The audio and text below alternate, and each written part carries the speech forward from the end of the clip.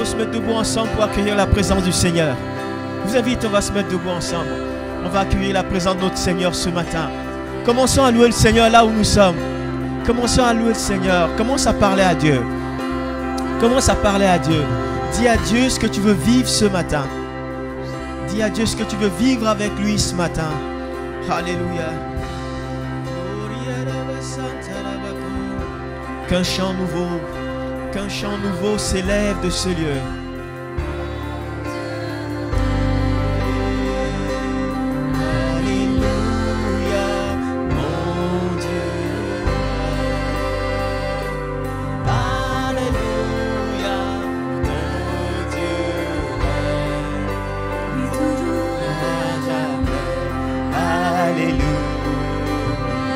Dieu, tu règnes ce matin. Nous appelons ton règne ce matin, Seigneur. Viens régner dans ce cœur, dans nos cœurs. Viens régner dans ce lieu ce matin. Nous appelons ta présence. Règne, règne, Seigneur. Règne dans nos vies, règne dans nos cœurs.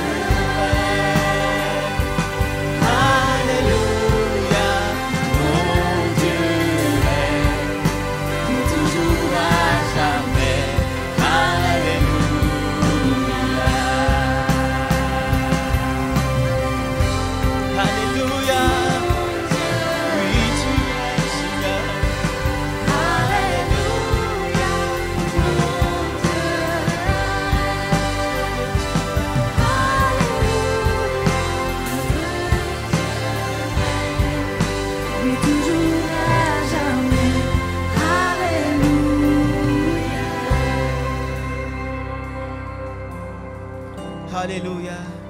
Que notre Dieu règne ce matin dans nos cœurs, qu'il règne ce matin dans nos vies, qu'il règne dans ces lieux. Et là où nous sommes, commençons à élever simplement nos voix. Élève ta voix, élève ton... Simplement dis à Dieu ce que tu veux vivre avec lui ce matin. Dis à Dieu, Seigneur, voilà mon culte. Je t'apporte ce culte pour toi. C'est pour toi ce culte ce matin. Alléluia. Merci Jésus.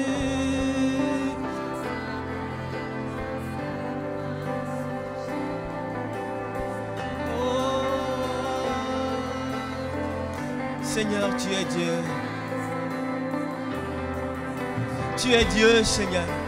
Et ton peuple réuni ce matin veut te couronner.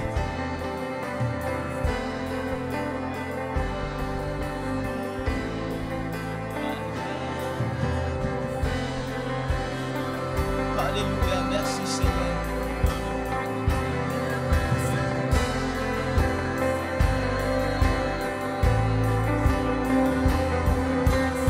Élevons un chant nouveau, ouvrons nos bouches, élevons un chant nouveau vers notre Seigneur ce matin. Élève un chant nouveau, n'attends pas une atmosphère, n'attends pas une ambiance, mais commence à parler à Dieu, commence à lui parler. Élève un chant nouveau vers le Seigneur ce matin. Alléluia, alléluia Seigneur, gloire à toi Seigneur.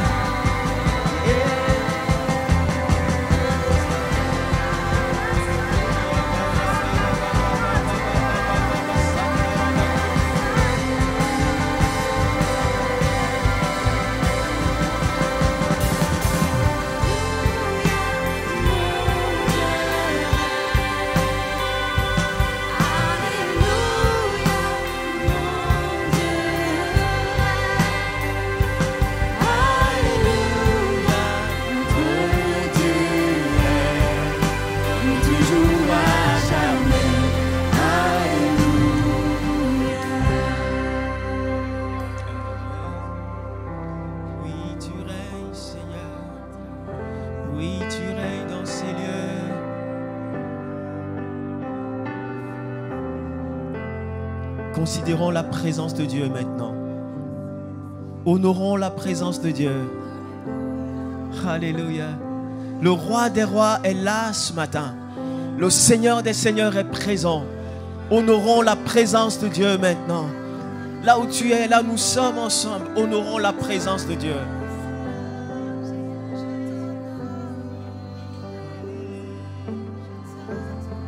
Oui, Seigneur, tu es assis sur le trône. Tu es assis sur le trône.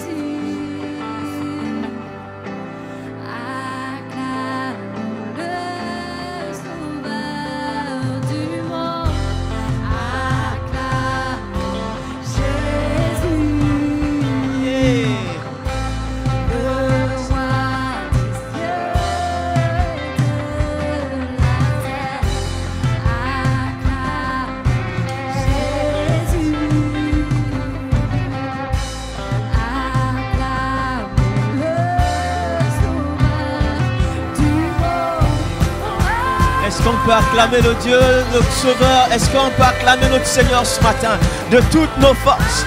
Acclame ton Dieu ce matin, le Roi des rois, le Seigneur des seigneurs, celui qui est au-dessus de toutes choses. On veut dire à Dieu ce matin qu'il règne dans ces lieux, qu'il règne dans nos cœurs. Alléluia.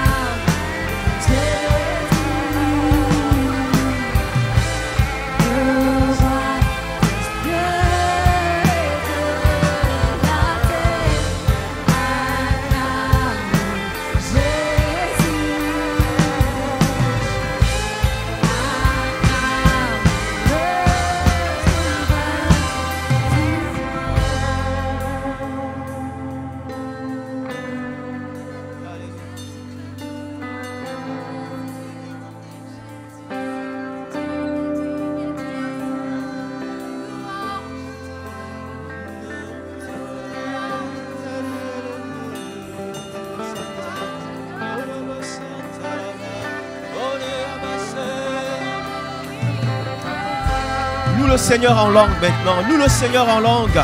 Libère l'atmosphère spirituelle. Et loue le Seigneur en langue. Libère l'atmosphère. Libère ton cœur. Loue le Seigneur maintenant en langue.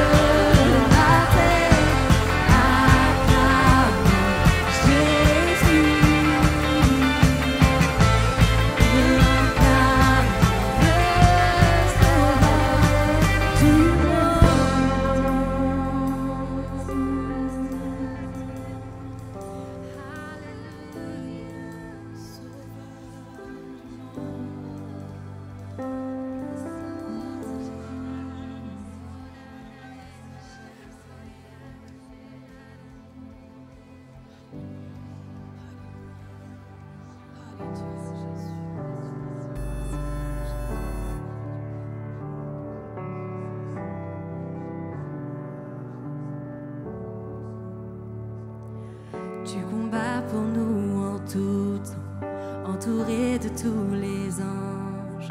Et je prends plaisir à savoir que tu es couronné vainqueur, mon secours et mon défense, mon ami et mon sauveur.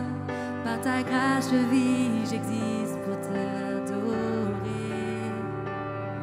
Quand j'entends ton bruit, devant toi je me prosterne, et la peur se tait devant toi.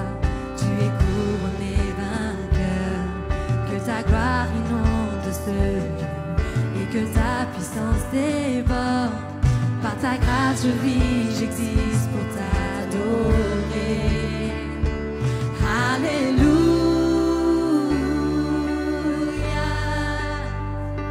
tu as triomphé, tu as triomphé.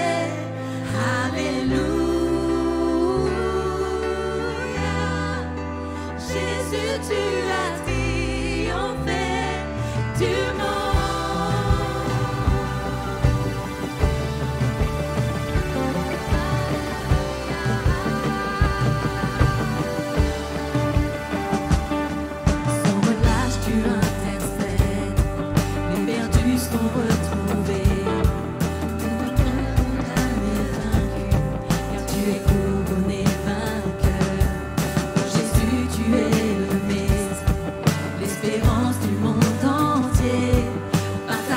Je vis, j'existe pour t'adorer. Alléluia,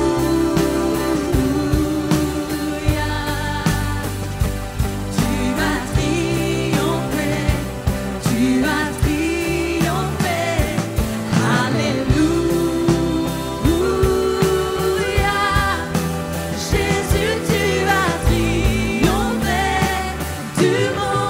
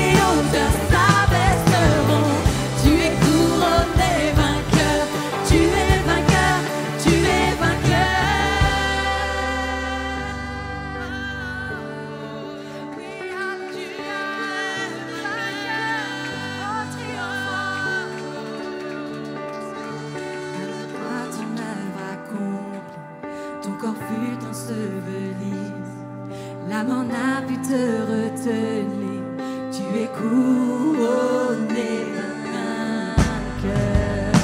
Alléluia,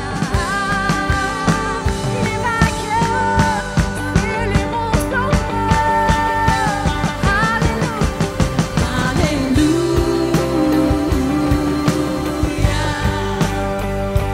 tu as triomphé, tu as triomphé.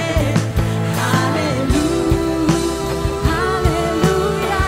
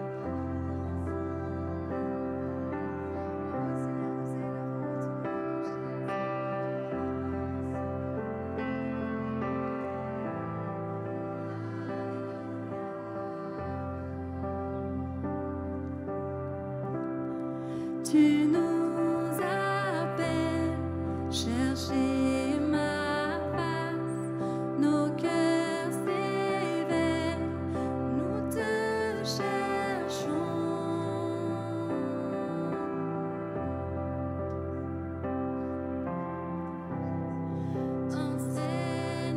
Enseigne-nous, révèle ton cœur pour tes prodiges.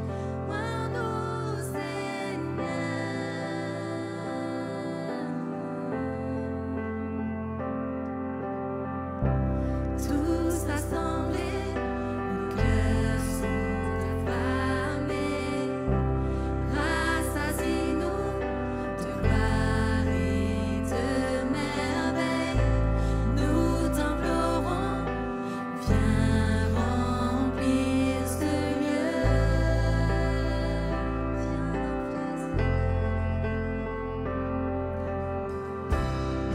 Notre désir, notre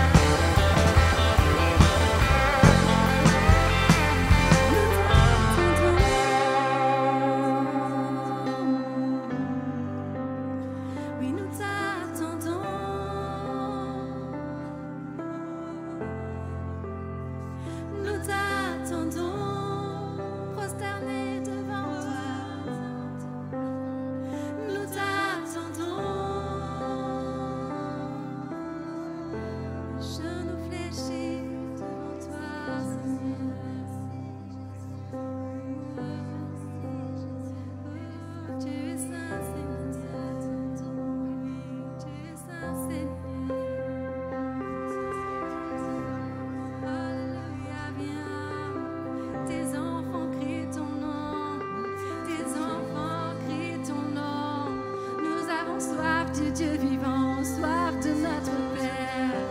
Viens, rassasie-nous, Seigneur. Tu es le Dieu de vie. Oui, tu es le Dieu qui donne la vie. Oh, Jésus.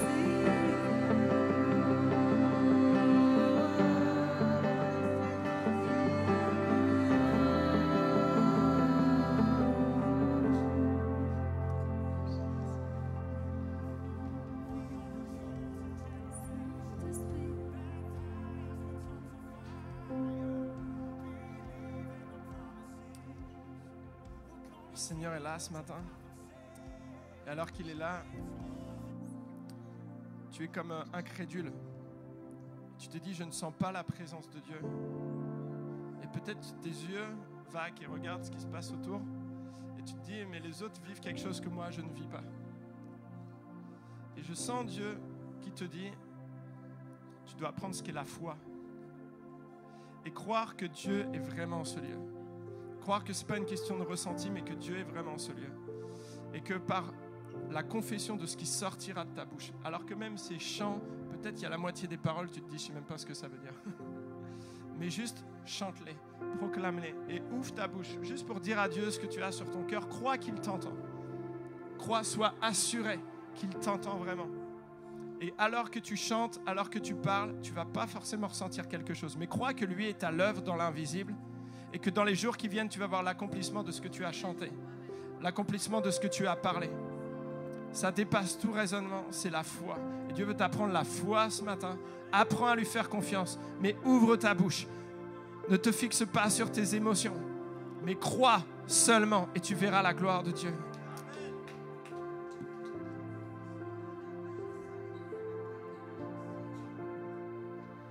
Le Seigneur, ce matin, m'a montré les incendies qu'ils ont ravagé cet été notre France. Et lorsque les feux étaient éteints, il y avait des hommes qui veillaient à ce que les fumerolles ne reprennent pas. Et peut-être dans ta vie, il y a eu des incendies qui ont ravagé ta vie, qui ont ravagé ton cœur. Et les fumerolles, il n'y a personne qui a veillé à ce qu'ils soient complètement éteints. Et le Seigneur te dit ce matin qu'il va envoyer une vague déferlante d'amour. C'est lui qui va veiller à ce que les fumerolles ne reprennent plus. Tu te demandes souvent pourquoi tu replonges dans ces tempêtes émotionnelles, ces tempêtes de colère, ces tempêtes de peur, ces tempêtes d'angoisse. C'est les fumerolles à chaque fois qui reprennent. Ce matin, le Seigneur te demande juste, ouvre ton cœur et reçois cette vague déferlante d'amour.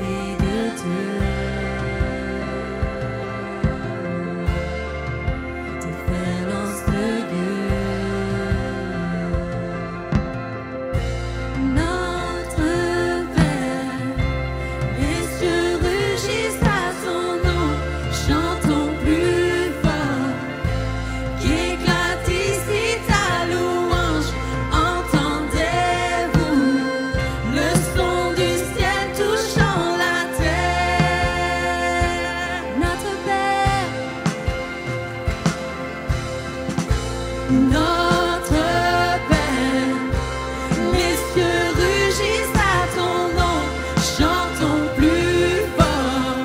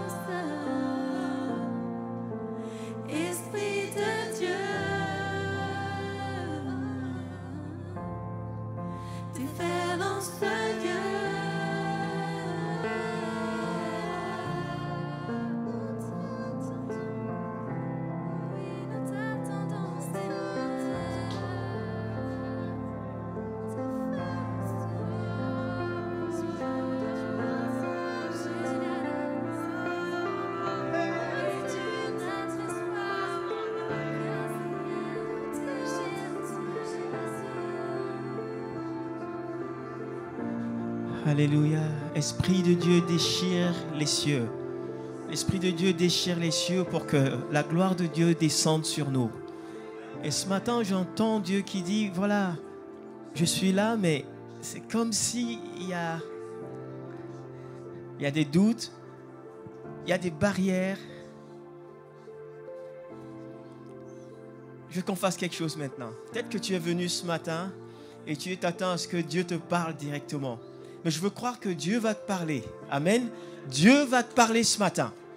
Mais il va utiliser ton frère ou ta soeur. Vous savez ce qu'on va faire maintenant? On est une famille. Amen. On est une famille. Je vous invite, là où vous êtes, vous allez vous déplacer. Vous mettez à 3, 4. Vous allez prier ensemble. On va le faire ce matin. Parce que je sens dans mon cœur qu'il y en a qui ont besoin d'entendre Dieu au travers de la prière de son frère et de sa soeur. Amen. Déplace-toi. On est dans l'église, on est dans la maison du Père. Amen. Déplacez-vous, allez voir quelqu'un, 2, 3 personnes. Prenez le temps, priez avec elle, bénissez-la. Alors, des prières de grâce. Proclamez la vie là où il y a la maladie, là où il y a la mort. Proclamez, bénissez-vous les uns les autres ce matin. Bénissez-vous. Dites les grâces sur la vie des uns et des autres. Alléluia. Soyez, ne restez pas seuls et n'attendez surtout pas qu'on vienne vers vous. Allez vers les autres. N'attendez pas qu'on vienne vers vous, mais allez vers les autres. Proclamez des paroles de grâce, des paroles de bénédiction ce matin. Déclare les paroles de bénédiction. Denis, je te bénis de la part du Seigneur ce matin. Sois béni. Alléluia. Proclamez les paroles de bénédiction. Et là où il y a la maladie, priez pour que Dieu guérisse. Laissez-vous inspirer de Dieu. Laissez-vous inspirer de Dieu. Dieu va parler au travers des uns et des autres ce matin. Alléluia.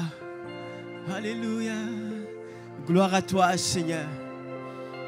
Merci, Seigneur. Merci, Jésus. Tu es Dieu. Amen. Alléluia. Alléluia.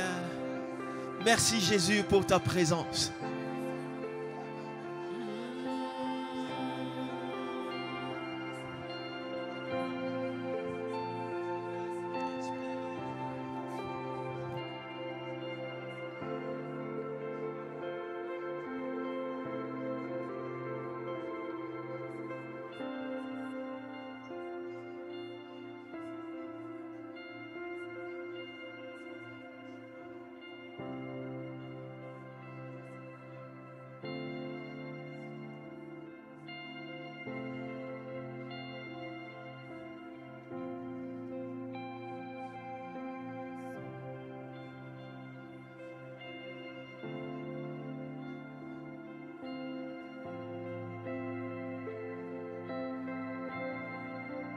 J'espère que tu es allé bénir ton frère, ta soeur. Tu sais, parfois on attend d'être béni, mais notre bénédiction parfois va découler du fait qu'on va décider, nous, d'aller bénir quelqu'un d'autre. Et en retour, le Seigneur va prendre soin. Lève-toi, va bénir quelqu'un, va donner une parole de grâce. N'attends pas qu'on vienne te bénir. Ne reste pas dans ton coin, mais lève-toi, va vers quelqu'un et dis au Seigneur, qu'est-ce que tu veux communiquer au travers de moi? Qu'est-ce que tu veux que je communique à mon frère, à ma soeur ce matin? Alléluia. Alléluia. Merci.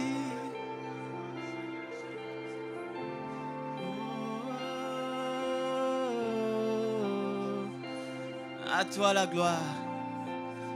Merci Jésus. Merci Jésus. Alléluia.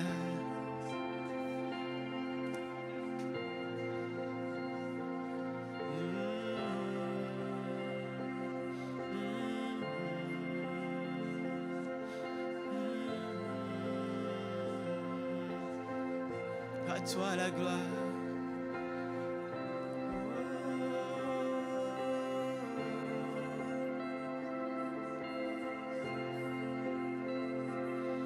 À toi la gloire. Merci Jésus pour cette belle famille. Merci Seigneur pour cette famille qui est là ce matin. Ta famille Seigneur. Merci pour ce que tu dis aux uns aux autres. Merci Père. On aime toi, Seigneur.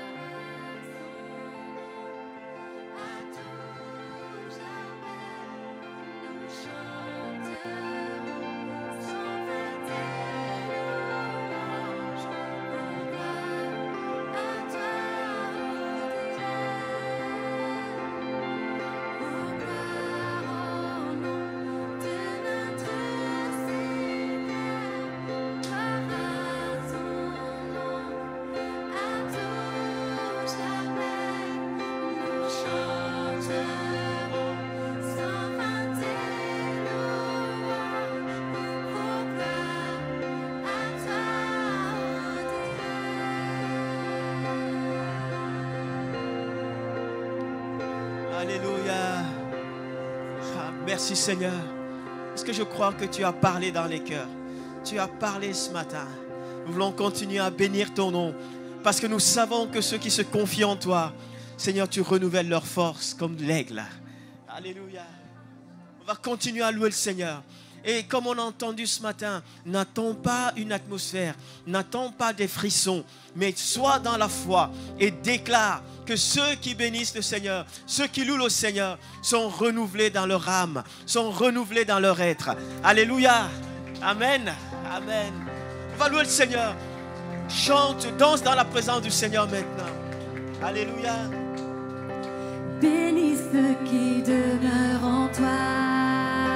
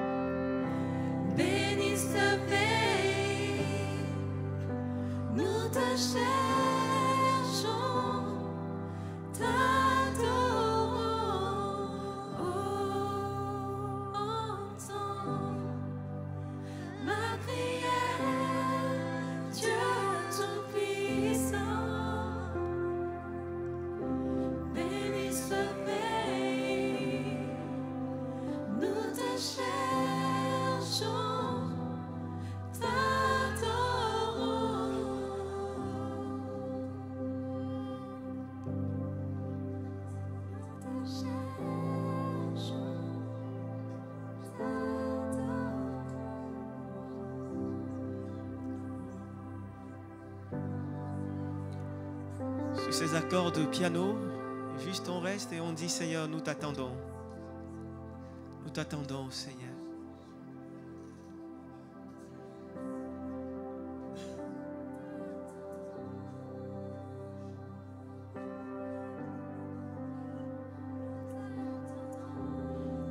Oui, Seigneur. Plus que t'attends, nous t'accueillons. Oui, Seigneur, nous t'accueillons ce matin dans nos cœurs.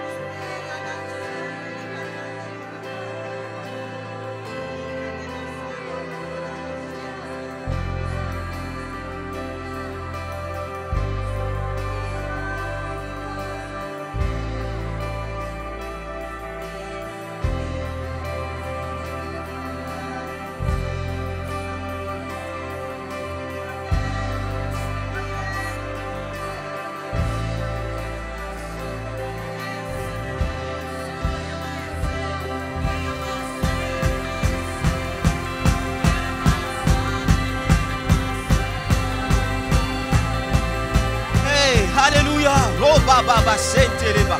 Korobo santaraba. Koraba baba sotorobo sekereba.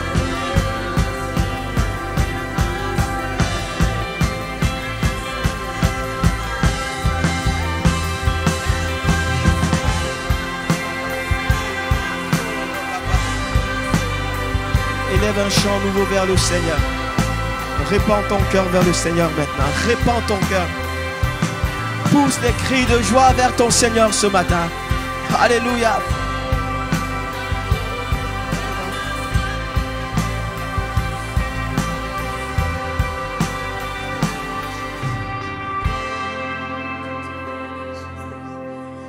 Yeah. Alléluia.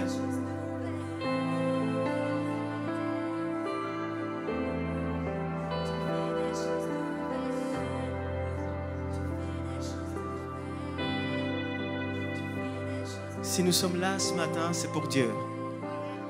C'est pour lui que nous sommes là, pour lui apporter notre louange, notre adoration. Nous sommes là pour lui dire combien il est grand, combien il est digne. C'est pour cela que nous sommes là ce matin. Ne passons pas à côté. Dis à ton âme, ordonne à ton âme maintenant, dis à ton âme, quel que soit ce que tu vis, moi je veux rendre gloire à mon Dieu.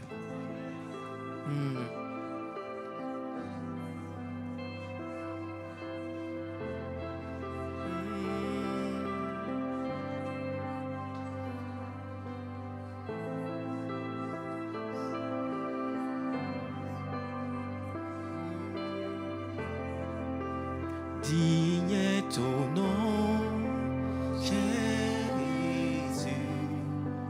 digne d'être loué, digne est ton nom, digne est ton nom, Jésus, digne d'être adoré, digne est ton nom, digne est ton nom. Est-ce que le peuple de Dieu peut le chanter de tout son cœur ce matin? Un instant. Oublie les soucis, oublie tout. Crie à Dieu. Digne est ton nom. Digne est ton nom. Jésus. Digne d'être adoré. Digne est ton nom. Digne est ton nom. Jésus, digne d'être loué, digne est ton nom, digne est ton nom, Jésus, digne d'être loué, digne est ton nom.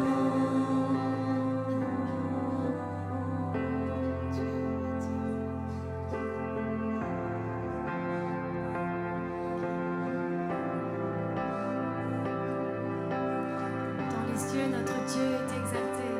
Dans les cieux, ton nom est exalté. Sur la terre, tu es loué. Ta gloire est manifestée. Sur ton nom est élevé. Dans les cieux, ton nom est exalté. Sur la terre, tu es loué. Ta gloire est manifestée. Sur ton nom est élevé. Dans les cieux. Dans les cieux, ton nom est exalté. Sur la terre, tu es loué. Ta gloire est manifestée. Seul ton nom est élevé. Dans les cieux, ton nom est exalté. Sur la terre, tu es loué. Ta gloire est manifestée. Seul ton nom est élevé. Dans les cieux, ton nom sur la terre, tu es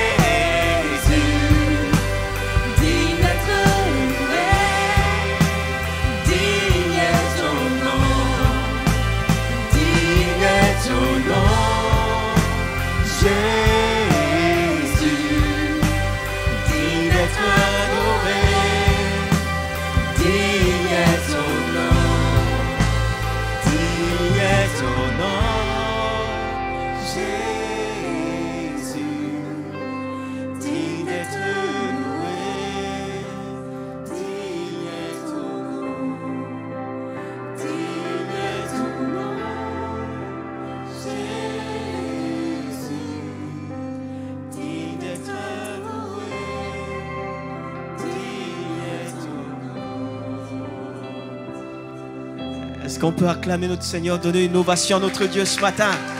Pour ce qu'il est, pour ce qu'il fait, on donne une ovation à notre Dieu. Alléluia, alléluia. Il est grand, il est merveilleux, il est redoutable. Et ce matin, il vient à ta rencontre. Ce matin, il vient, il est là. Il est là, il veille sur toi.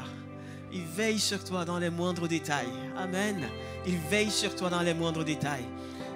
Crois qu'il est là ce matin. Ce qu'on a entendu. Ne cherche pas à ressentir la présence de Dieu, premièrement, mais croire que Dieu est présent. Amen. À toi toute la gloire, Seigneur. Amen. Alléluia. On va laisser toute la place à Stéphanie pour les annonces. Bonjour à tous. C'est l'heure donc de prendre vos agendas pour les annonces.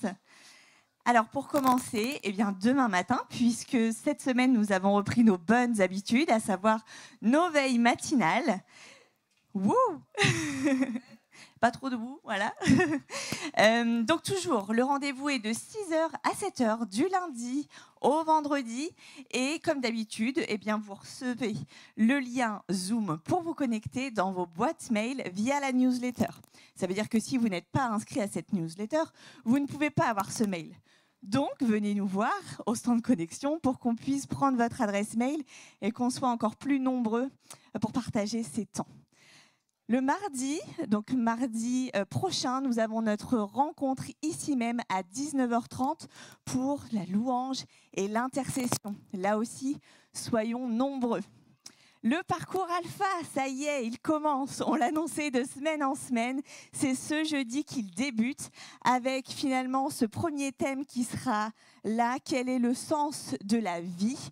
Voilà, donc si vous-même vous vous posez des questions, si vous connaissez des gens autour de vous qui se posent des questions de près ou de loin sur Jésus, sur Dieu, sur la Bible, sachez que c'est vraiment un rendez-vous qui est fait pour eux. C'est un rendez-vous qui est fait pour vous. Jérôme. Merci. Peux-tu te lever, s'il te plaît ? Merci. C'est Jérôme, voilà, qui va prendre vos inscriptions, qui va répondre à vos questions ce matin si vous en avez. Sachez qu'on a des flyers aussi. Si c'est plus facile pour vous d'entamer une conversation avec quelque chose dans la main, il y a un support de qualité qui est présent. Donc, allez le voir, allez nous voir aussi au stand connexion. On pourra vous en donner pour que voilà, ça facilite le contact. La jeunesse, vous avez rendez-vous ce vendredi à 18h30 jusqu'à 21h. Donc, soyez nombreux, soyez nombreuses pour ces temps ensemble. L'IBAN, notre institut biblique, ouvre ses portes ce samedi. Allez, plus de motivation, surtout pour tous les inscrits qui sont là. Donc voilà, on commence ce samedi. Je rappelle, c'est tous les premiers samedis du mois. Alors à tous ceux qui sont inscrits, rendez-vous à 8h30 tapante pour débuter cette belle journée ensemble. Comme Christophe Bernard sera l'enseignant de cette première journée, il sera également avec nous le lendemain, donc dimanche. Nous aurons la joie d'avoir Christophe Bernard avec nous pour notre culte.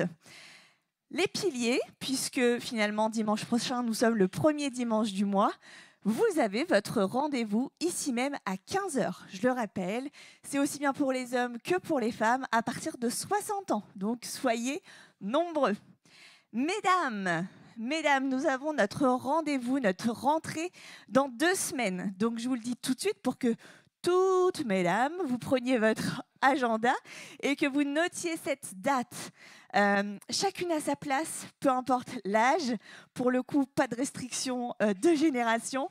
Le thème de cette année, en lien avec la vision forcément de notre assemblée qui a été apportée dimanche prochain, sera l'implication des femmes dans l'Église. Donc, soyons nombreuses. On va vous présenter toutes les nouveautés de cette année et on a hâte de vivre ces temps avec vous ensemble. Extrême, le dimanche 9 octobre, après le culte, sachez qu'il y aura une réunion d'information pour toutes les personnes qui sont intéressées par l'évangélisation de rue.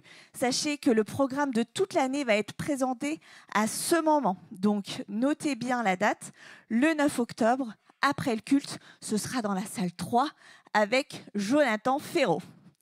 Les baptêmes arrivent. Et oui, le 16, comme on vous l'a déjà dit, à la suite de notre temps de jeûne et prière qui aura lieu toute la semaine précédente, on clôturera ces merveilleux temps par un temps de réjouissance, par un temps de baptême ici même. Ça se passera à l'après-midi à 16h.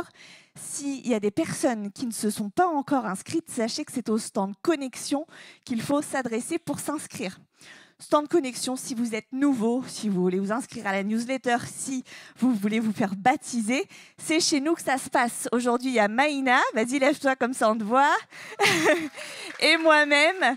Voilà, on vous accueille, on répond à vos questions diverses et multiples. N'hésitez surtout pas, on se fera une joie de vous accueillir. Les calendriers, on a déjà fait l'annonce la semaine dernière. Sachez qu'il reste aujourd'hui et dimanche prochain pour prendre les inscriptions, pour prendre les commandes plutôt.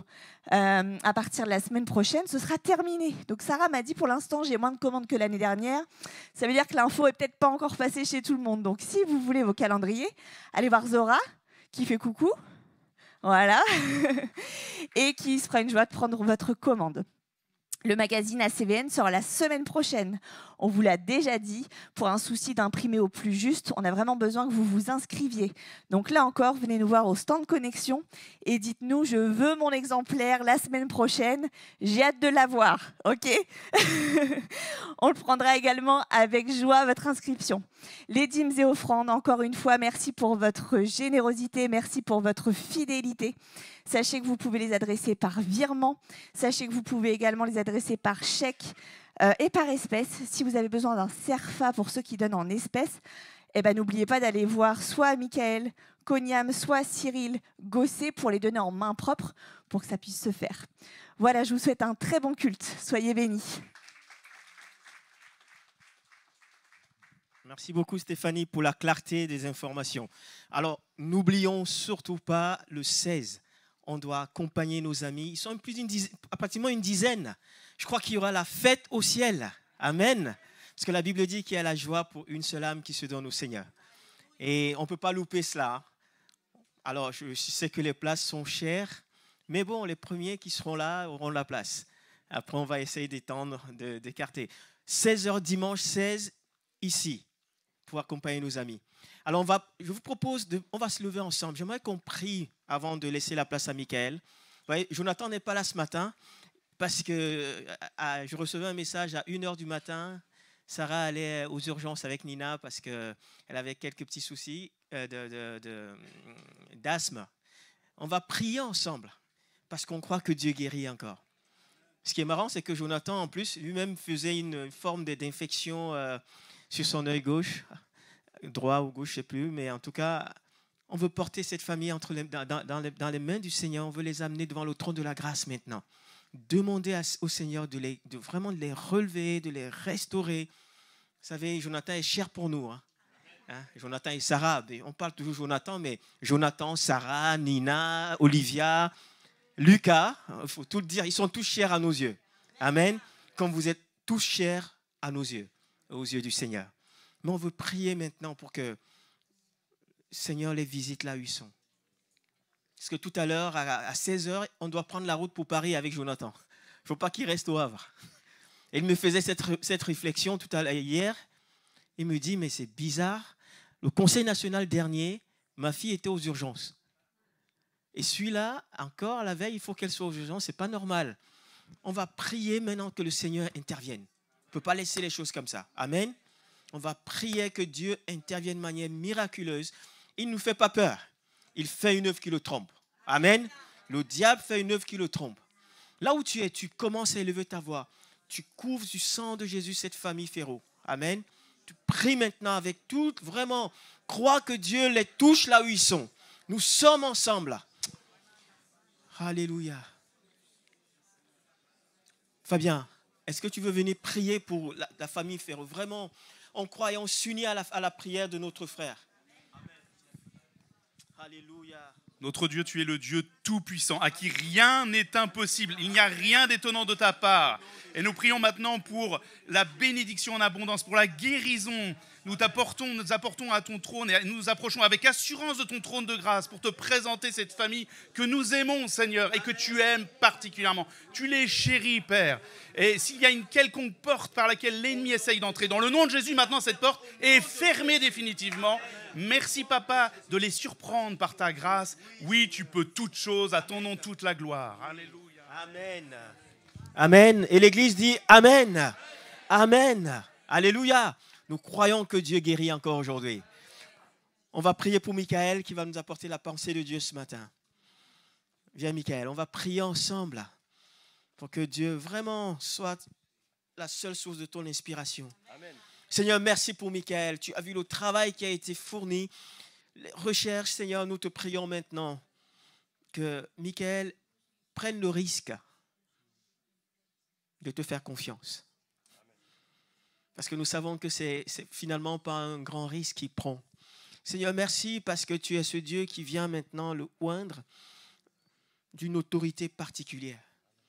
Seigneur, qu'au-delà des paroles que nous allons entendre, que nous entendons ta voix au travers de Michael. Seigneur, que ta parole parle à nos cœurs, qu'elle touche nos vies et qu'elle nous amène à la transformation. Seigneur, nous le remettons maintenant. Seigneur, tu lui donnes l'autorité nécessaire pour communiquer ta pensée. Et nous voulons déclarer dans ces lieux maintenant une dimension, Seigneur, d'obéissance à la parole de Dieu. Que tout esprit de distraction laisse la place maintenant à un esprit d'ordre au nom de Jésus-Christ. Et je déclare maintenant que ces lieux sont visités par la puissance du Saint-Esprit et que c'est le Seigneur qui règne dans ces lieux au nom de Jésus. Amen. Merci Thierry, bonjour à tous. Oui, je prends ce risque ce matin, parce que je sais que vous m'aimez. Amen. Merci. Je sais que nous sommes une famille et quand Dieu parle, peut-être parfois il est un peu dur, mais il faut que cette parole sorte et il faut qu'on l'entende. Quand Dieu parle, je crois que nos cœurs ne doivent pas rester fermés. Quand Dieu parle, nos cœurs ne doivent pas rester couverts par quoi que ce soit, par la distraction ou quelque chose comme le disait Thierry. Mais quand Dieu parle, je crois qu'il faut écouter aussi et agir. Alors j'aimerais qu'on puisse ensemble, on va commencer tout de suite dans le vif du sujet, la vision de l'année. Ésaïe 43. Je vous laisse prendre vos Bibles, ou si vous le connaissez par cœur, parce que vous l'avez déjà bien mâché ce verset-là, Ésaïe 43, au verset 18 et au verset 19. Maintenant, le Seigneur dit, ne pensez plus à ce qui est déjà arrivé, oubliez le passé, en effet, je vais faire quelque chose de nouveau qui grandit déjà. Est-ce que vous ne le voyez pas? Oui, je vais ouvrir un chemin dans les déserts. Je vais faire couler des fleuves dans ce lieu sec. Vous l'avez compris, c'est la vision pour l'année. Et je crois que c'est aussi de la responsabilité de chacun d'entre nous de s'imprégner aussi de ces deux versets. Si tu peux les laisser afficher entre deux à chaque fois, s'il te plaît. Merci. Alors, nécessairement, avec ces versets-là, on a peut-être commencé à se poser des questions. Vous savez, quand on annonce une vision pour l'année, je pense qu'il est clair de commencer à se dire « Qu'est-ce que tu veux dire, Seigneur, là-dedans ?» Et Thierry nous a déjà apporté des pistes à suivre. Mais je crois qu'individuellement, c'est important de se poser la question. Et si on décortique ces deux versets, tout d'abord, on peut commencer par « Ne pensez plus à ce qui est déjà arrivé, oubliez le passé ». Et je me pose la question, mais Seigneur, d'accord, mais dans quelle mesure? Est-ce que je dois devenir peut-être comme quelqu'un qui a oublié sa vie entière? J'ai oublié le nom, il y a amnésique, voilà, c'est ça. Est-ce que je dois devenir amnésique? J'ai oublié le mot amnésique. J'ai déjà commencé à vivre la vision, vous voyez.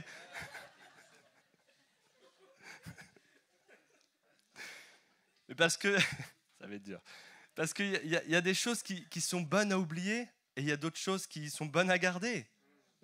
Parce que ça fait partie de notre vie aussi. Ce que j'ai vécu hier va définir ce que je suis aujourd'hui aussi. Alors Seigneur, dans quelle mesure tu veux que je ne pense plus à ce qui est déjà arrivé et que j'oublie le passé? Et la suite du texte. Maintenant, je vais faire quelque chose de nouveau. Et là aussi, ça m'interroge.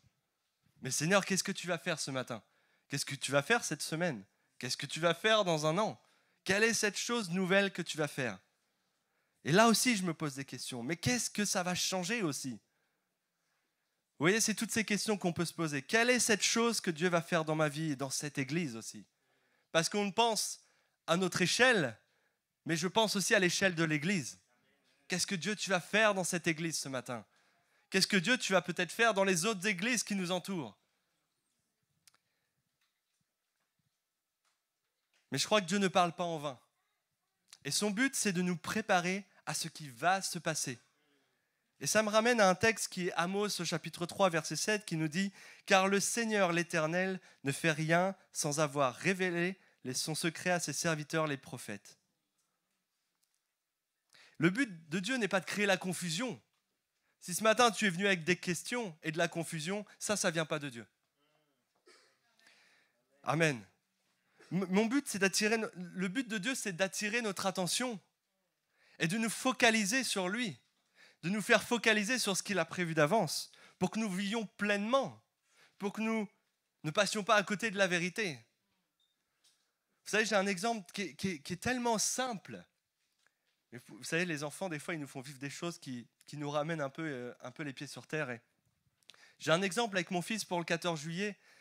On allait simplement voir le feu d'artifice et lui, il était juste apeuré par le noir. Et j'étais en train de lui dire, mais regarde là-haut, regarde les lumières. Parce que tu es en train de louper quelque chose. Et on ne savait pas quand ça allait exploser. Mais moi, avec l'expérience des feux d'artifice, vous savez, on commence un peu à comprendre quand ça va commencer, quand il va y avoir le bouquet final. Et puis lui, vous savez, les enfants, ils ont une capacité d'attention d'à peu près 3 secondes et demie. Donc bon, alors, toutes les 3 secondes et demie, j'étais en train de dire, regarde, attention, t'es prêt? Et là, ça éclate. Et c'est un peu l'image de ça avec Dieu. Dieu est en train de dire, mais regardez ce que je vais faire. Non pas qu'on ait une capacité de... C'est pas ça. Mais Dieu est comme un père qui veille sur ses enfants et qui aime ses enfants. Son but, c'est que tu puisses comprendre et vivre pleinement tout ce que tu as devant tes yeux. Mais le texte aussi suggère que c'est déjà là. Amen. C'est déjà là.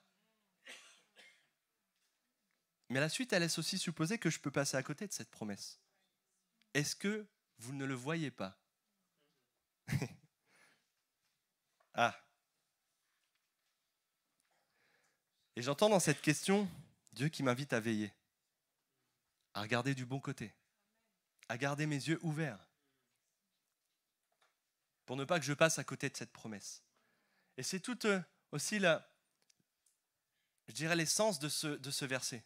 Dieu te dit, mais regarde, est-ce que tu ne le vois pas déjà ce que je suis en train de faire? Ouvre tes yeux ce matin. Est-ce que nous sommes aussi dans cette attitude de veiller? Et mon invitation, vous l'aurez compris ce matin, c'est à lire, à relire, à mâcher, à digérer ces 2 versets.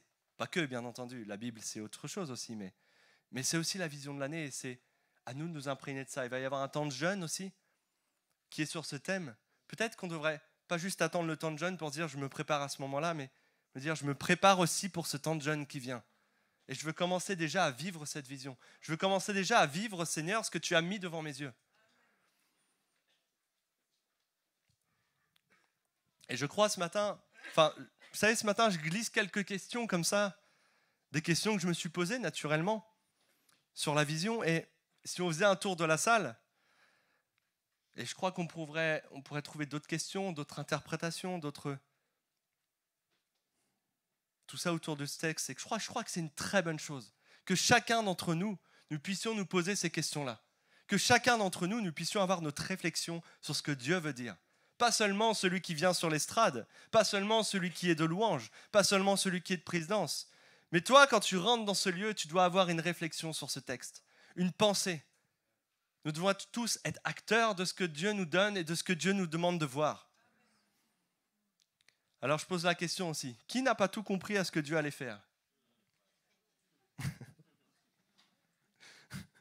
J'ai pas tout compris encore. Je suis pas arrivé. On est en chemin comme dit Thierry. On est en chemin, on est en construction, on est en chantier. Voilà, c'est ça, je cherchais. On est en chantier. Mais la Bible dit cherchez et vous trouverez. Et ça, c'est un fondement biblique qu'il ne faut jamais oublier. Si tu cherches Dieu, il se laissera trouver. Si tu cherches au bon endroit, Dieu te trouvera ce matin, demain, après-demain. Là où tu le cherches, il sera là. Et c'est une excellente chose de se poser des questions et de chercher Dieu. Est-ce que vous êtes d'accord avec moi? Amen.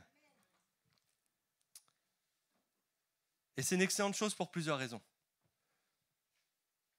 La première raison, c'est que si nous voulons vivre de façon collective cette vision en tant qu'Église, nous devons d'abord la vivre de façon individuelle. Et Jérémie nous a encouragés à ça mardi, pour ceux qui étaient là, de vivre de façon individuelle cette vision pour que nous puissions la vivre de façon collective, mais de façon parfaite. Parce que chacun aura vécu avec Dieu ce qu'il a à vivre. Alors cette Église vivra ce qu'elle a à vivre. Il est nécessaire de vivre personnellement cette vision et de cultiver premièrement. Alors retenons bien cette phrase ce matin. Si tu dois partir avec une phrase, entre autres, l'Église n'avancera pas si les membres qui la composent n'avancent pas eux-mêmes. Si tu n'avances pas dans ta vie personnelle avec Dieu, l'Église risque d'être impactée par ce manque d'investissement. L'Église n'avancera pas si les membres qui la composent n'avancent pas eux-mêmes. Parce que nous sommes l'Église. Vous êtes l'Église. Amen. C'est une clé fondamentale pour la bonne santé de l'Église. Oui. Mais nous ne nous trompons pas. Hein. Nous n'empêcherons pas Dieu d'accomplir ses plans. Quelle que soit ta disposition de cœur, tu n'empêcheras pas de Dieu d'accomplir ses plans. Mais l'enjeu de notre bonne santé spirituelle, c'est l'enjeu d'une Église en bonne santé. Mais Dieu est souverain. Dieu continuera d'avancer. Est-ce que tu veux avancer avec lui ce matin? Amen. Oh Seigneur. 1 Pierre 2,5. Et vous-même, en tant que pierre vivante, laissez-vous édifier pour former une maison spirituelle, un groupe de prêtres saints, afin d'offrir des sacrifices spirituels que Dieu peut accepter par Jésus-Christ. Éphésiens 2,11. En lui, tout l'édifice bien coordonné s'élève pour un temple saint dans le Seigneur. Tous les évangiles insistent sur le fait de la participation individuelle pour la bonne santé de l'Église. Est-ce que tu as conscience de ça quand tu es rentré dans ce lieu ce matin? Je vais impacter ce lieu. Est-ce que tu veux l'impacter de façon positive? Ou est-ce que tu veux te laisser emmener par autre chose? Je dis autre chose pour être gentil. Mais ce matin, quand tu rentres dans ce lieu, tu impactes l'Église. Ton attitude impacte l'Église. L'Église n'avancera pas si les membres qui la composent n'avancent pas eux-mêmes. Si nous ne visons pas cette vision, Dieu continuera son œuvre. Mais nous passerons à côté du but. Et passer à côté du but fixé par Dieu, excusez-moi du peu, mais c'est une définition du péché. Oh, ça fait que un amen. Passer à côté du but que Dieu nous a fixé, c'est une définition du péché. C'est plus dur ce genre de amen. Parce que c'est facile de passer à côté du but. Mais la Bible nous dit que nous sommes tous des pécheurs. Je ne dis pas que tu n'as pas le droit à l'erreur ce matin. Ce n'est absolument pas mon propos. Ce n'est pas absolument ce que je suis en train de dire. Mais je suis en train de dire que tu peux passer à côté du but fixé par Dieu. Ce sont deux choses différentes. Tu peux échouer dans ta vie, ça c'est un autre problème. Mais le but fixé par Dieu ne passe pas à côté. Alors posons-nous la question, chacun individuellement, sur ce que nous avons à vivre dans cette vision. Pose-toi la question ce matin. Qu'est-ce que tu as à vivre dans cette vision? C'est une bonne chose et l'Église en sera au bénéfice. Amen. Maintenant, il y a d'autres raisons pour lesquelles il est bon de se questionner et de se cultiver de ce texte. Ça nous a été donné dimanche dernier par Thierry sur la porte de la vision. Est-ce que vous en souvenez? Notre pasteur, lors du culte de rentrée, nous a donné quelques éléments de réponse concernant ces deux versets. Il a d'abord placé le contexte. Et pour ceux qui étaient là ou qui ont vu le replay sur YouTube, est-ce que vous vous en rappelez? Le premier point, c'était « Ne reste pas prisonnier du passé ». Quand Dieu dit « Ne regarde pas en arrière », c'est « Ne reste pas prisonnier ». Oui, questionne-toi sur ce que Dieu a commencé à faire et ne regarde pas en arrière. Vous savez, des fois, on commence à s'installer tranquillement, on pose un bras, mais ça, c'est le bras de la marche arrière. Te repose pas ce matin. Va en avant. Ne recule pas. Fais confiance à Dieu. Ça, c'était le deuxième point de Thierry. Fais confiance et obéis à Dieu. Ah, obéis, c'est un mot qui tiraille un peu quelquefois. Hein. C'est pas à la mode. Je suis pas populaire quand je dis obéis à Dieu. Mais c'est pas grave. Obéis à Dieu ce matin. Fais-lui confiance. Ça, c'est un principe biblique. L'obéissance vaut mieux que tous les sacrifices. Si Dieu dit, je vais ouvrir un chemin dans le désert, je vais faire couler des fleuves dans ce lieu sec, alors fais confiance et obéis à Dieu ce matin. Amen. Alors ce matin, vous l'aurez compris, il est nécessaire de creuser ces deux versets et de commencer à chercher. Commencer à chercher quoi? Commencer à chercher comment? Commencer à chercher qui? Où? Et il existe une méthode pour ça. Ça va peut-être vous surprendre, mais... Quand on analyse un problème, la difficulté, c'est d'aborder le thème sous tous les angles possibles. Et pour ça, il existe une méthode, très simple, qui s'appelle la méthode QQOQCP. Ça y est, elle recommence avec ces termes. Bah oui, je suis désolé, mais... Quoi, qui, où, quand, comment, pourquoi? Oh, ça fait beaucoup de questions, tout ça. QQOQCP. Alors, chacun sa méthode, hein, bien entendu. Je ne vous impose pas la méthode QQOQCP. Mais, vous savez, avant de chercher quoi? Avant de chercher où? Avant de chercher comment? Avant de chercher pourquoi? Avant de chercher quand? Je crois que le plus important là-dedans, c'est de chercher qui. Et c'est de ça que je vais parler ce matin. C'est de ça que je parle. C'est bien toute la teneur de mon message ce matin. C'est qui? Alors, on va oublier un peu le QQOQCP. Hein. On va mettre de côté le comment.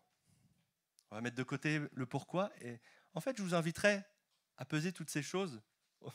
Retiens QQOQCP, en fait. Parce que je t'inviterai dans la semaine à réfléchir. Là, on va poser le qui, mais après, c'est à vous de travailler.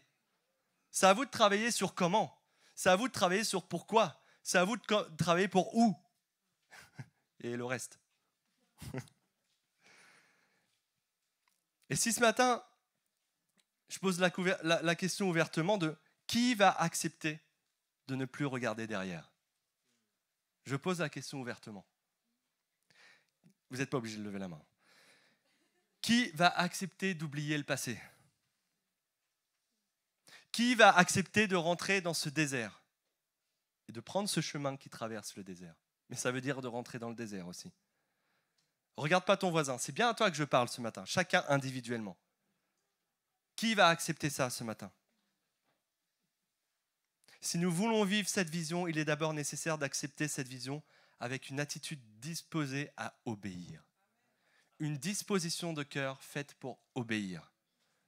Parce qu'en fait, si Thierry, il donne une vision à l'Église, aussi bonne que la vision soit-elle, si je ne me pose pas la question du qui, si je ne m'approprie pas cette vision-là, si je m'intéresse seulement à la nature de la vision et ce qu'elle représente, et que je ne m'arrête pas sur moi, sur qui, et sur ma disposition de cœur à accepter ce que Dieu va me dire, alors il manquera une variable indispensable dans l'équation.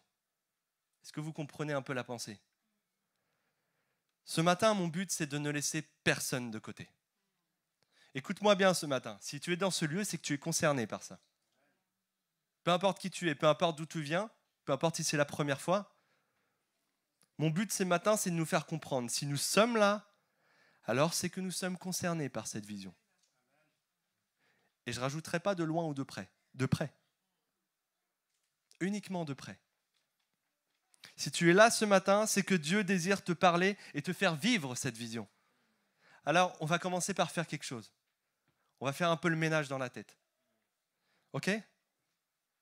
Ok? Ok. Alors tu te dis peut-être, oui, mais moi, je ne me sens pas concerné par cette vision.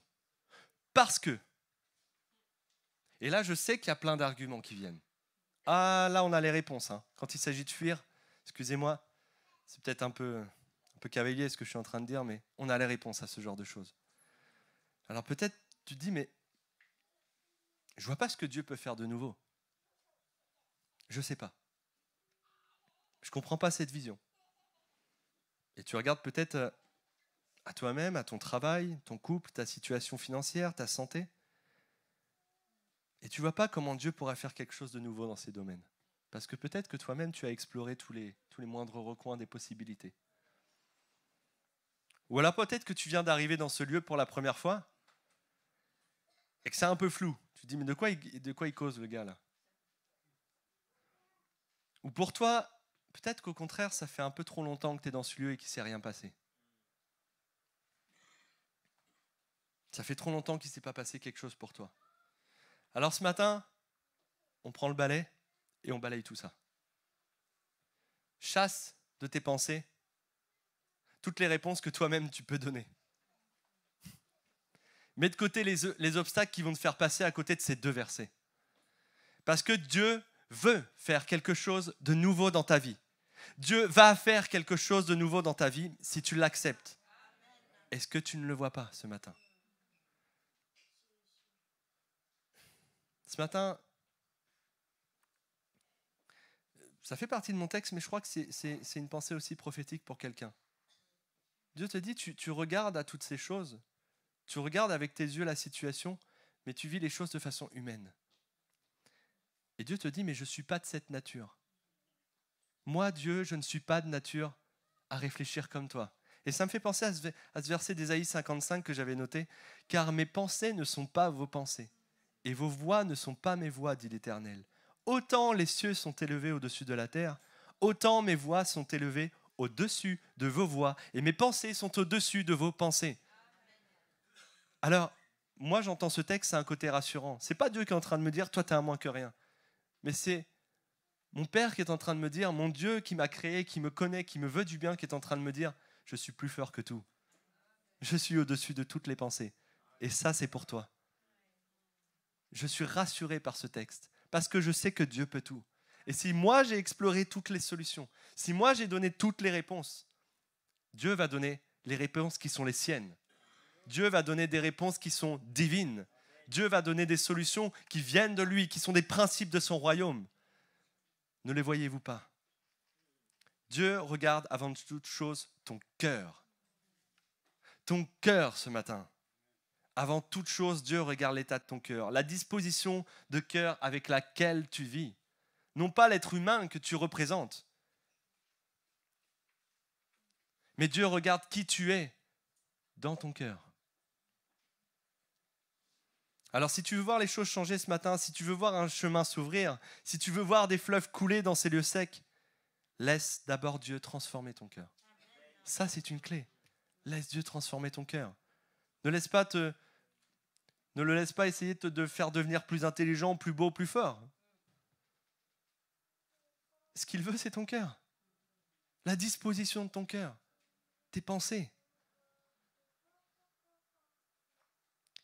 Et mes amis, oui, ça aussi c'est une vérité. Écoutez bien ce matin, si nous voulons voir cette promesse s'accomplir, nous ne pouvons pas faire l'économie d'une profonde transformation de notre état de cœur. Je parle de façon individuelle, pour l'Église, vous l'avez compris. Et la question dans ce verset n'est pas de savoir si Dieu va faire quelque chose de nouveau. Il le fera, c'est une chose certaine. Il est déjà en train de le faire. La question qui nous est posée, c'est est-ce que tu le vois? Amen. Est-ce que tu le vois? Si tu n'arrives pas à voir Dieu en action, si tu n'arrives plus à voir Dieu autour de toi, agir, c'est que tu es devenu aveugle. Si tu ne vois plus agir, c'est que tes yeux, si tu ne vois plus Dieu agir, c'est que tes yeux se sont fermés. Si tu veux voir quelque chose de nouveau dans ta vie, si tu veux voir un chemin s'ouvrir dans le désert, si tu veux voir des fleuves couler dans ces lieux secs et arides, il faut que ce que tu entendes et ce que tu vois vienne frapper ton cœur. Je ne parle pas d'aveuglement physique, je parle d'aveuglement spirituel, vous l'avez compris. Mais mon ami, si tu es dans ce cas, c'est que le chemin entre tes yeux et ton cœur, il est bouché. C'est que le chemin entre tes pensées et ton cœur, il est obstrué. Ce qui est en haut n'arrive plus à descendre en bas. S'il y a un médecin dans la salle, il ne va pas trop comprendre ce que je raconte. Mais c'est spirituel, mon ami. C'est ce que tu as, ce que tu entends, ce que tu vois, et ça reste bloqué là. Il faut que ça descende maintenant. Il faut que ça descende. On va lire ensemble un texte, et j'aimerais qu'on s'y arrête quelques instants. 1 Samuel. Vous pouvez prendre vos Bibles si vous le souhaitez. On va lire 1 Samuel du chapitre 16, au verset 6 à 13. Le contexte, je vais quand même placer le contexte, parce que c'est vrai que je balance ça comme ça, mais le contexte, c'est Samuel qui a pour mission d'aller choisir un roi à la place de Saül pour Israël, parce que Saül a fait ce qui déplaisait à l'Éternel. Donc Samuel est revêtu de cette mission, et Dieu dit à Samuel, tu vas aller chez Isaïe, et tu vas aller choisir un de ses fils pour que je le fasse roi. 1 Samuel, chapitre 16, versets 6 à 13. Lorsqu'ils entrèrent, il se dit en voyant Eliab, certainement celui que l'Éternel désigne par onction est ici devant lui. Mais l'Éternel dit à Samuel, ne prête pas attention à son apparence et à sa grande taille, car je l'ai rejeté. En effet, l'Éternel n'a pas le même regard que l'homme. L'homme regarde à ce qui frappe les yeux, mais l'Éternel regarde au cœur. Amen. Isaïe appela Abinadab et le fit passer devant Samuel. Samuel dit, l'Éternel n'a pas non plus choisi celui-ci. Isaïe fit passer Shama et Samuel dit, l'Éternel n'a pas choisi non plus celui-ci. Isaïe fit passer 7 de ses fils devant Samuel et Samuel dit à Isaïe, l'Éternel n'a choisi aucun d'eux. Puis Samuel dit à Isaïe, tous tes fils sont-ils là? Il répondit, il reste encore le plus jeune, mais il garde les brebis. Alors Samuel dit à Isaïe, envoie quelqu'un le chercher, car nous ne prendrons pas place avant qu'il ne soit arrivé. Isaïe envoyait quelqu'un le chercher, il était roux, avec de beaux yeux, une belle apparence. L'Éternel dit à Samuel, lève-toi, verse de l'huile sur lui, car c'est lui. Amen. Samuel prit la corne d'huile et le consacra par onction au milieu de ses frères. L'Esprit de l'Éternel vint sur David à partir de ce jour et par la suite. Il est intéressant ce texte et je vais m'arrêter sur Samuel, sur l'attitude de Samuel. Je crois que ça peut nous parler ce matin. Quand Samuel, il voit défiler les 7 jeunes hommes devant lui, il voit premièrement Eliab. Et il se dit certainement c'est lui, il est de grande taille, ça a la stature d'un roi, ça correspond à un roi ça. Et Dieu il va le calmer tout de suite. Il va lui dire non, tu ne regardes pas les bonnes choses. Dans la mission que je t'ai confiée, tu n'es pas en train de regarder au bon endroit. Moi je regarde au cœur, toi tu es en train de regarder l'apparence physique et à ce qui frappe les yeux. Et Samuel il dit mais quand même jackpot quoi, c'est un bon roi ça, costaud et tout. Et pourtant, non. Et ça, c'est la première attitude de Samuel, c'est la foi et l'obéissance. Ce qu'a vécu Samuel, ça nous parle sur le regard que nous portons sur les choix que nous avons à faire et sur le regard avec lequel nous regardons autour de nous. Parfois, faire le bon choix, ça nécessite de choisir avec ce que nous ne voyons pas. Et ça a été l'attitude de Samuel, la foi et l'obéissance. Il avait devant ses yeux les 7 enfants, les 7 fils d'Isaïe, et il a dû choisir, il a dû continuer sa mission avec ce qu'il n'avait pas devant les yeux. Samuel, il était incapable de voir le cœur des 7 fils d'Isaïe, mais il a obéi à Dieu. Et arrivé au 7e, j'imagine Samuel qui a dû se dire, non mais, on est arrivé au bout, il n'y a plus de solution. Tu m'as présenté tes 7 fils, moi je suis venu pour une mission, et on est arrivé au bout, bon, qu'est-ce qu'on fait? Et je peux comprendre la frustration de Samuel. Il avait une mission, aller chez Isaïe, choisir l'un de ses fils et en faire le roi d'Israël. Alors il n'a pas dit à Isaïe, ok, bon bah tant pis, j'ai dû me tromper. Ou alors il n'a pas choisi un des 7 par défaut pour dire, bon bah j'accomplis ma mission quand même. Non, il a été voir Isaïe, il lui a posé la question, il doit y avoir une autre solution. Si Dieu m'envoie ici, c'est qu'il y a une autre solution. Si je ne l'ai pas encore devant les yeux, c'est qu'il y a une autre solution. Ça nous parle. La foi et l'obéissance. Et Samuel a continué d'obéir. Il a continué de croire qu'il existait une autre possibilité qui n'était pas devant ses yeux parce que Dieu avait parlé et ça lui suffisait. Quelle foi! Ça suffisait à Samuel pour qu'il insiste et qu'il obéisse à Dieu. Et je nous inviterai ce matin à cultiver cette attitude de cœur, cette attitude de foi et d'obéissance. Là-dessus, nous ne pouvons pas faire l'économie.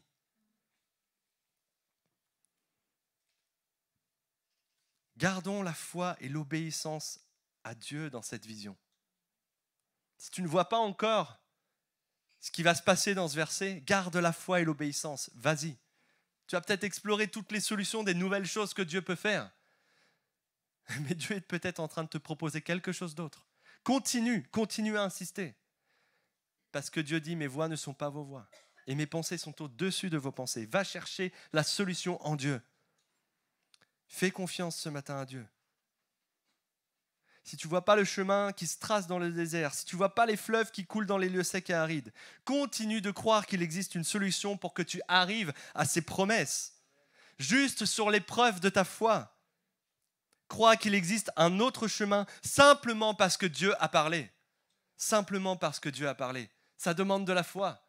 Juste parce que Dieu a parlé, j'y vais. Je crois que Dieu a une solution. Même si tout semble fermé, même s'il me semble avoir exploré toutes les solutions, même si j'ai passé devant moi toutes les solutions, je crois que Dieu a une solution. Parce que Dieu a parlé. Et Dieu a parlé avec ces versets. Je vais faire une chose nouvelle. Fais confiance à Dieu ce matin. Ne t'arrête pas à la limite à laquelle tu es arrivé. Tu penses peut-être être arrivé à une limite. Tu te dis, mais là c'est le bord, c'est fini. Je ne peux pas aller plus loin. Ça, c'est la limite que tu t'es fixée. Mais tu peux descendre. Tu fais ce pas de foi et tu descends. Et tu crois que Dieu peut aller plus loin avec toi. Amen. Je vais remonter. Je prends les escaliers. Mais ça, c'est Dieu. Nous nous fixons des limites, mais Dieu va au-delà de ces limites. Ne regarde pas tes limites ce matin. Et si tu n'as pas encore trouvé ces chemins, retourne à la prière. Ça paraissait tout simple comme phrase, mais pourtant c'est tellement compliqué parfois. Retourne voir Dieu et demande-lui s'il ne reste pas une autre solution. Tu es arrivé à tes limites, retourne à la prière, retourne voir Dieu. Cherche, parce que Dieu a une solution. Dieu a une solution. Si toutes les portes autour de toi semblent se refermer, demande à Dieu d'aller chercher le chemin qu'il a en réserve. L'attitude de Samuel, la foi et l'obéissance. J'aimerais maintenant qu'on s'arrête sur une deuxième attitude de Samuel. La confiance et la tranquillité. Et je rajouterai la patience. Parce que la foi produit la patience. Quand Samuel pose la question de savoir si Isaïe lui a bien présenté tous ses fils, je veux bien croire que la réponse d'Isaïe, ça n'a pas été celle qu'il attendait. Peut-être qu'il espérait « Ah oui, c'est vrai, il me reste l'aîné tout costaud, là, j'avais oublié de te le présenter, celui-là. » Isaïe, il va lui répondre « Il m'en reste encore un, c'est le plus jeune, mais bon, il garde les brebis. » Comme si ce n'était pas vraiment une bonne solution. Et si on s'arrête là, si on se met à la place de Samuel, on se dit « Ah non, mais ça va, laisse tomber, quoi. J'ai pas besoin d'un gamin qui garde les moutons, quoi. Moi, ce que je veux, c'est un roi. » C'est pas ce que je cherche. Mais c'est pas ce que je t'ai demandé. Je te demande un roi, tu me présentes un berger. Mais qu'est-ce que c'est que cette histoire? Tu es en train de me proposer la dernière roue du carrosse, là. Mais Samuel, au contraire. Ça, c'était mon interprétation. Hein. Mais Samuel, son attitude, c'est il reste tranquille et il répond à Isaïe, va le chercher.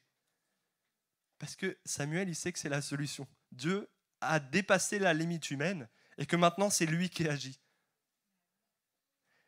Samuel, il dit, va le chercher. On commencera rien tant qu'il ne sera pas là. Samuel, il dit, on ne se mettra pas en marche tant que Dieu n'aura pas mis en place la solution. Il avait une telle confiance en Dieu, Samuel. Parce que non seulement Isaïe lui propose une solution qui ne correspond pas, une solution qu'il ne voit pas, Mais en plus, il va devoir attendre. Vous savez, à l'époque, quand on allait garder les brebis et les moutons, ce n'était pas dans le champ d'à côté. Je ne sais pas combien de temps ils ont dû attendre. Ils devaient avoir faim, les gars. Mais Samuel a dit, on va attendre, on ne commencera rien tant que tu ne m'auras pas apporté ce fils-là, tant que je n'aurai pas vu la solution que Dieu me propose. Parce que je sais que c'est une bonne solution. Et je nous pose la question, si ce matin, Dieu nous ouvre un chemin qui nous semble totalement décalé, une solution qui ne nous semble pas adaptée, une solution qui semble un peu sortir de l'ordinaire, est-ce qu'on aura cette attitude de Samuel, de dire, je ne commencerai rien tant que tu n'auras pas donné la solution au Seigneur, même si cette solution, elle est farfelue, même si cette solution, elle ne paraît pas au premier abord bonne, je sais que c'est toi qui la donnes, je sais qu'elle va porter du fruit et je sais qu'elle sera bonne. Et on connaît David. C'était David, cette personne-là. Ce matin, si Dieu nous ouvre un chemin qui nous semble totalement réalisable, il faut y aller, mes amis. Il faut y aller. Ça demande de la foi, mais ça demande de la confiance et de la tranquillité.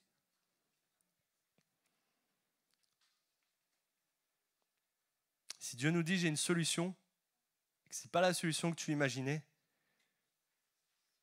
il faudra être patient. Il faudra expérimenter ta foi, parce que cette foi va produire la patience. Il faudra peut-être attendre. Et comment est-ce qu'on va réagir? Je nous pose la question ce matin. Et ce matin, notre attitude, c'est la tranquillité. Soyons tranquilles dans les versets d'Ésaïe. Soyons tranquilles dans les choses que Dieu va faire, dans cette chose nouvelle que Dieu va faire. Soyons tranquilles. Ayons cette confiance, ayons cette patience, parce que Dieu va agir.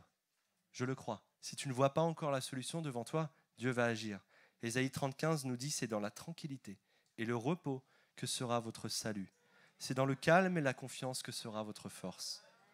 Amen. Ça fait du bien un peu de tranquillité. Quand Dieu apporte la solution, c'est la solution de la tranquillité. Peut-être qu'on est un peu remué quelquefois, mais Dieu te dit, sois tranquille, je suis aux commandes. Sois tranquille, aie confiance, aie un peu de patience, mets en action ta foi. Parce que tu vas voir quand ça va prendre vie, cette solution. Tu vas voir le roi que je suis en train de t'apporter. Quand Dieu apporte la royauté dans ta vie, crois-moi, il en fait une transformation qui dépasse toutes tes espérances. Amen. Et je vais terminer mon message par une dernière attitude. Mais cette fois-ci, ce n'est pas une dernière attitude de Samuel. Et une attitude à laquelle nous ne pouvons pas faire l'économie. J'en ai pas beaucoup parlé, mais pourtant c'est le personnage central de l'histoire, c'est David. Ce berger que Samuel va oindre au roi, c'est David. Alors on connaît David comme le petit homme qui a vaincu le géant Goliath. On connaît David comme celui qui est devenu roi d'Israël et qui a pris une stature plus qu'importante au sein du peuple d'Israël.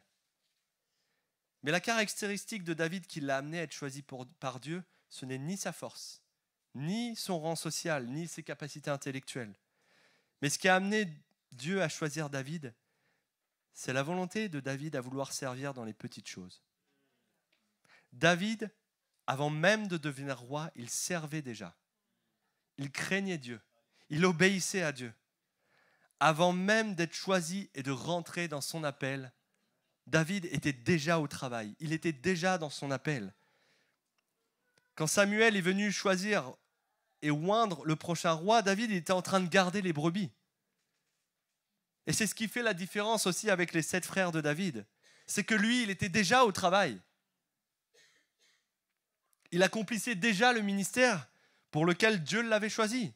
Il gardait les moutons et il veillait sur eux. Et par la suite, David est devenu le gardien, le berger, le roi d'Israël. Et ça, c'est une vérité biblique. Dieu ne va pas nous mettre en action si on est en train de rien faire. Dieu ne va pas venir te chercher si tu es assis. Oui, il va venir te chercher pour ton salut. Mais mets-toi au travail ce matin si tu veux vivre pleinement le royaume de Dieu. Et c'est de ça que Dieu parle quand il dit à Samuel, l'homme regarde à ce qui frappe les yeux, mais l'Éternel regarde au cœur. Parce que nous, on va peut-être voir celui qui est sur l'estrade, celui qui est en train de chanter, celui qui est en train de servir, celui qui est en train de faire de grandes choses.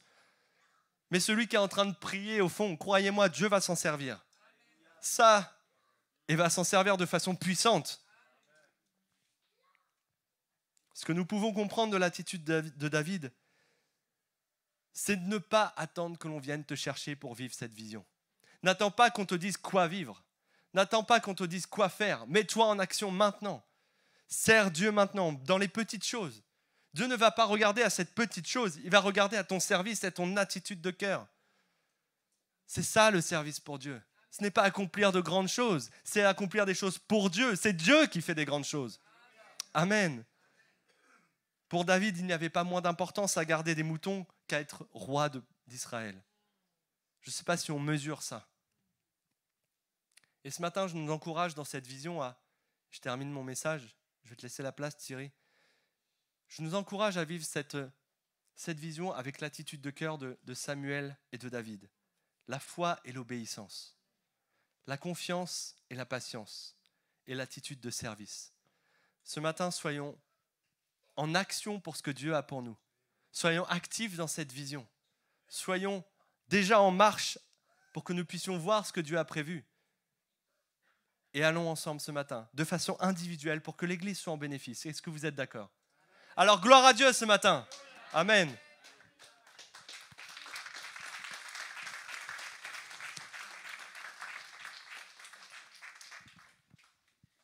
Merci beaucoup, Michael, pour le travail. C'était super, c'était tellement bon. Amen. Est-ce qu'on a été béni par Michael? Est-ce que tu as été béni ce matin? Amen. Ah, ça fait du bien. Ça fait tellement du bien d'entendre combien Dieu fait une œuvre dans le cœur des uns et des autres et il nous amène petit à petit à rentrer dans les œuvres qu'il a préparées d'avance. Amen. Et maintenant, on a entendu. Mais la Bible dit, heureux celui qui entend, mais qui met en pratique. Amen. Maintenant, il nous reste à mettre en pratique. Michael a dit à un moment donné, essayons de balayons dans nos têtes toutes ces bonnes raisons, tous les pourquoi, les parce que, ainsi de suite. Maintenant, Seigneur, tu m'as parlé, j'accepte ta parole et voilà, je me laisse transformer par ton esprit pour vivre ce que David a pu vivre, ce que Samuel a pu vivre et que chacun de nous est appelé à vivre. Que le Seigneur vous bénisse et préparons-nous déjà pour ce temps de jeûne et prière. On l'annonce à partir de minuit, le 9, dimanche minuit, jusqu'au dimanche 16. Un jeûne 24/7. On va prendre le temps dans la présence du Seigneur parce qu'on veut que le Seigneur nous trouve au bon endroit. Ah, c'était bon. J'entendais Dieu qui me disait, le bon endroit n'est pas toujours celui qui nous semble le plus évident. Le bon endroit n'est pas... Moi, j'ai noté ça, dame. C'est pas ce que Michael a dit exactement, mais j'ai entendu ça. Et je pense que Dieu sait servir. Le bon endroit n'est pas toujours celui qui nous semble le plus évident. Les 7 frères étaient dans la maison. Ils étaient prêts à être décorés. Et les couronnes sont passées. Et c'est celui qui était dans les champs qu'on est allé chercher. Où es-tu ce matin? Je ne parle pas de là, on est tous là tout de suite. Hein. On est dans la salle. Mais où est ton cœur? Où est ton esprit? Où sommes-nous ce matin? Moi, ça m'a parlé. Je me suis dit, Thierry, tu es où ce matin? Tu es dans la salle, tu attends qu'on t'apporte la décoration, ou tu es dans les champs, tu es déjà en train de servir? Alléluia. On peut se mettre debout ensemble. Merci Seigneur pour ta parole. Oh, ça fait du bien, Michael. Merci encore. C'était tellement bon. Oui, c'est tellement bon. Ça fait du bien. Alléluia. Merci Seigneur pour ta parole. Parce que c'est vraiment, elle nous fait du bien, mais elle nous rappelle aussi les fondamentaux. Elle nous interpelle. Et je prie que ta parole qui a été prêchée avec autorité, mais avec beaucoup de grâce, que cette parole trouve un chemin nouveau dans nos cœurs. Seigneur, je prie pour chacun ce matin. Tu connais nos besoins, tu connais nos interrogations, tu connais même peut-être nos inquiétudes, nos frustrations, Seigneur. Oh Dieu, c'est devant toi que nous sommes. Et comme des petits enfants, nous voulons avoir l'attitude de David. Il ne s'est jamais posé la question de la royauté. Mais tu es allé le chercher. Nous ne voulons pas être ces hommes et ces femmes qui aspirons aux choses qui nous dépassent, mais nous voulons être au bon endroit. Que tu nous trouves au bon endroit. Seigneur, je te prie, là où on s'est égaré, on a raté le but, que ta grâce nous ramène sur le bon chemin. Tu bénis nos familles. Seigneur, toutes les familles que nous représentons ici, Seigneur, nous prions pour une grâce, une bénédiction maintenant sur leur vie. Et donne-nous, Seigneur, de garder ta parole dans nos cœurs, de la méditer jour et nuit. Et que vraiment nous soyons ces hommes et ces femmes qui aspirons à cette intimité avec toi jour après jour. Tu nous raccompagnes, Seigneur. Te recommandons cette semaine qui s'ouvre devant nous. Seigneur, je prie pour la personne qui a un entretien d'embauche et qui est comme pétrifiée, Seigneur. Je prie maintenant que tu fasses grâce. Tu apaises son cœur et que les choses se passent comme tu l'as prévu dans ta préséance. Seigneur, je prie vraiment maintenant que toute peur, tout stress, Seigneur, quitte la personne. Oh Dieu, conduis toutes choses. Prépare déjà son interlocuteur. Prépare-le. Seigneur, si tu as prévu ce travail pour cette personne, Seigneur, que tout se passe à merveille. Nous te remercions déjà d'avance pour ce que tu as préparé le terrain, tu as préparé les cœurs et pour la gloire de ton seul nom. Raccompagne-nous maintenant, Seigneur, et que sur notre chemin, Seigneur, ton esprit continue à nous parler et que tu nous gardes au nom de Jésus-Christ. Amen. Amen. On veut accueillir particulièrement Stéphanie et Vincent qui reviennent pour la... Vous êtes à la maison, vous êtes vraiment à la maison. Alors les filles ne sont pas là, mais Acacia et Victoria sont derrière. On est très heureux de vous avoir parmi nous. C'est les enfants de la maison, ils sont au soleil. Vincent me disait, franchement, le climat de la Normandie ne me manque pas. Mais ils ont dit, le cœur y est toujours.